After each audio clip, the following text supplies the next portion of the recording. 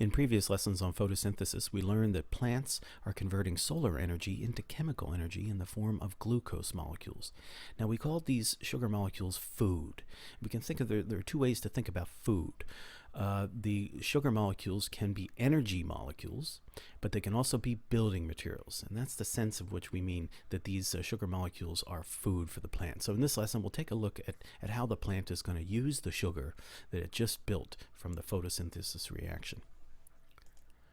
So here's our plant again, and we know in the leaves here, the leaf cells, the cells with the chloroplasts, are going to be building glucose molecules from water and carbon dioxide. Well, glucose can be used as a building material in the following way. When you link together individual glucose molecules, you chemically bond them together into a chain molecule, you form a molecule called cellulose. And cellulose is a structural component of the plant cell wall. You'll recall the outer rigid boundary of plant cells is the cell wall, and a major component of the cell wall is cellulose. So here we see how the plant can use glucose that it just made from photosynthesis as a building material. Now, the second main use for glucose is as an energy molecule.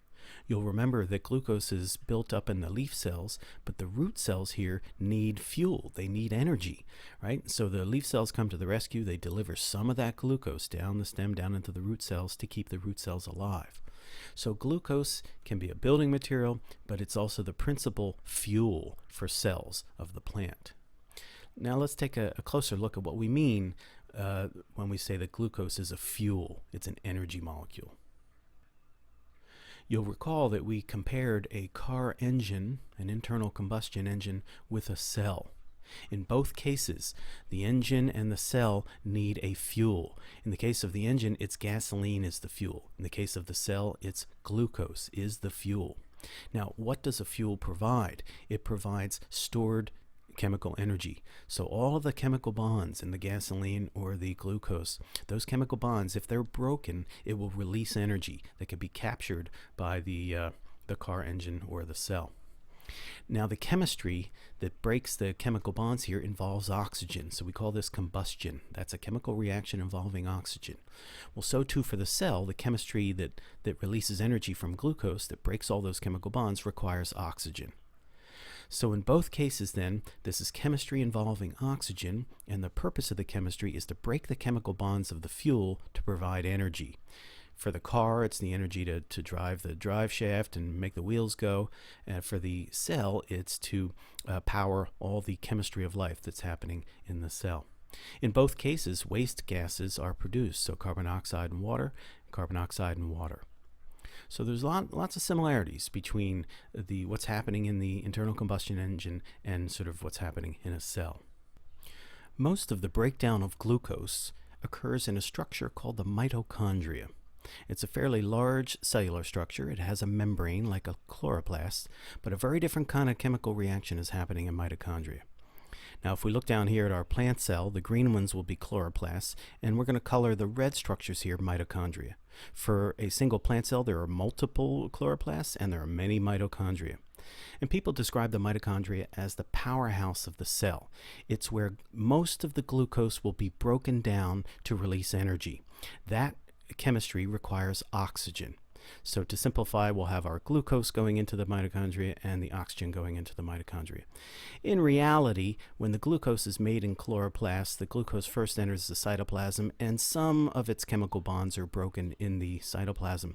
But most of the energy stored in glucose is liberated inside the mitochondria. Now, the energy released when you break all those chemical bonds is actually harnessed in yet another molecule called ATP. Now, why does the mitochondria bother to break down glucose into and store the energy in yet other molecules? Well, here's why. We'll use a monetary analogy.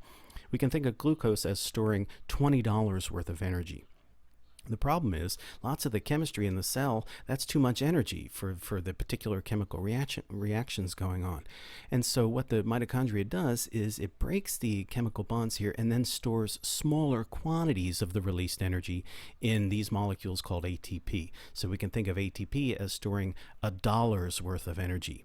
And this is more suitable for the chemistry going on in the cell. As a result of this chemistry, we have our waste gases of water and carbon dioxide. So again, the mitochondria then are the powerhouses of the cell.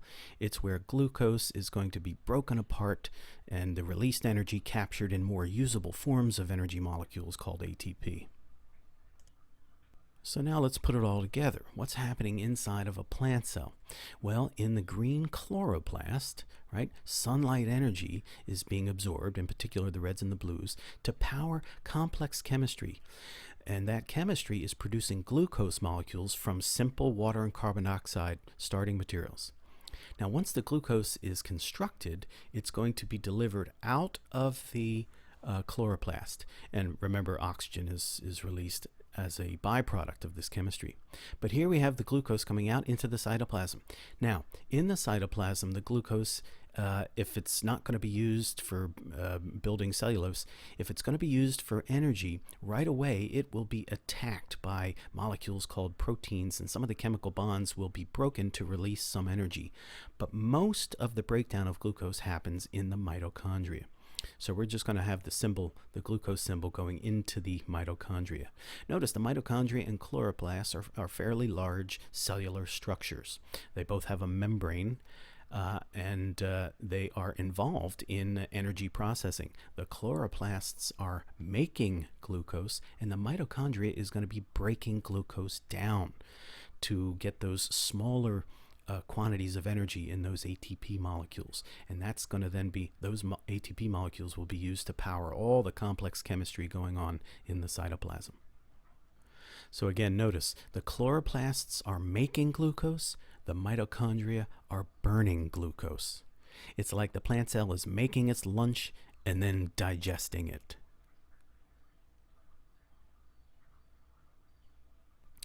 Now let's expand our view and take a look at the relationship then between plants and animals. And we'll let a single cell of a plant, a single cell of an animal stand in for the multi-celled organisms. You'll notice then in a plant cell we have the green chloroplasts, and we're going to call these little red structures the mitochondria. So plant cells have both chloroplasts and mitochondria. They make glucose, then burn it for chemical energy. By contrast, the animal cells only have mitochondria to burn glucose. So notice then, animals are going to have to get their glucose by eating other things. So in a sense, animals are dependent upon plants for two things. Not only do they need the sugars that plants are producing by photosynthesis, but remember the byproduct is oxygen. The animal cells are going to need that oxygen as well. Right, so animals are in this very dependent relationship with photosynthetic organisms. The mitochondria is the site of the breakdown of glucose, and that chemistry requires oxygen. So mitochondria require both of the things that are produced by chloroplasts. When you burn sugar in mitochondria, the waste gases are carbon dioxide and water. They happen to be the very starting materials for photosynthesis taking place in chloroplasts. So plants are utilizing the waste products of animal cells to build more sugar.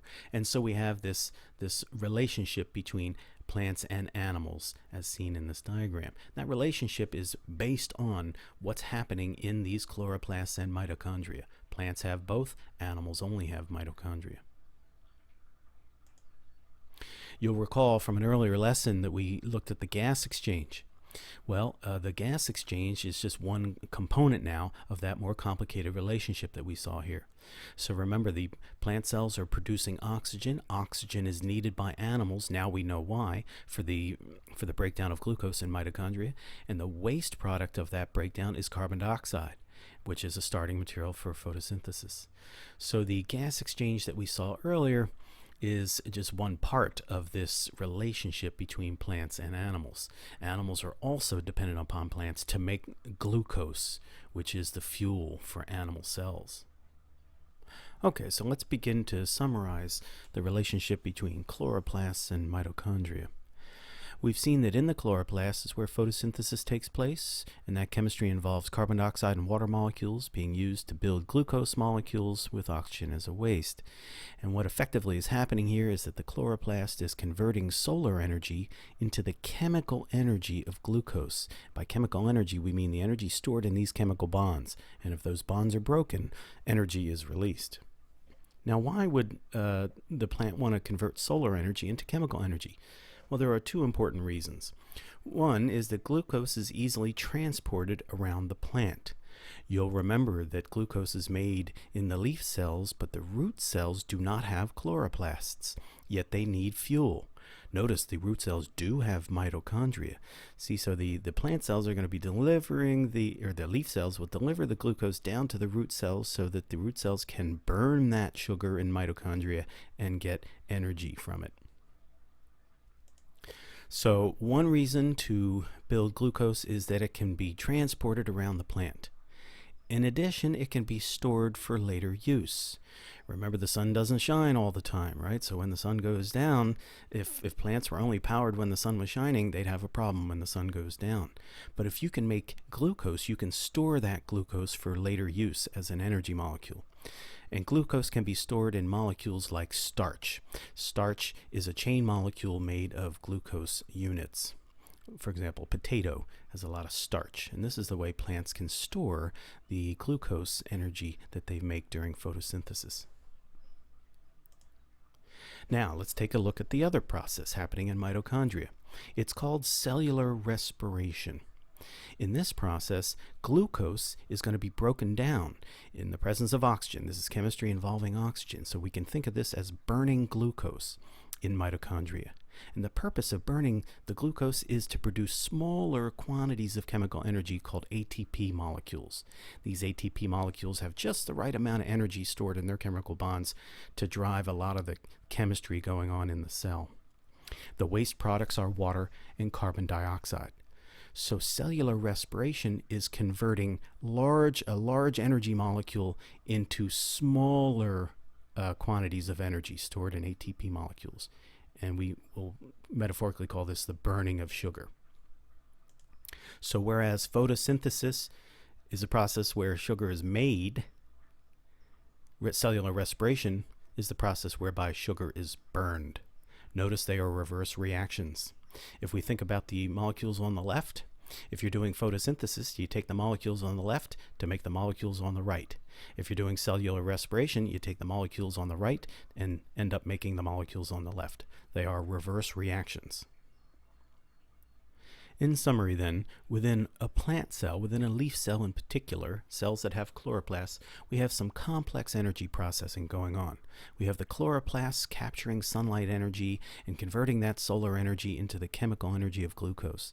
And then that glucose will be broken down in another structure called the mitochondria. And the purpose of that is to liberate the energy stored in those chemical bonds and capture it into smaller molecules called ATP for the purposes of driving the chemistry of life.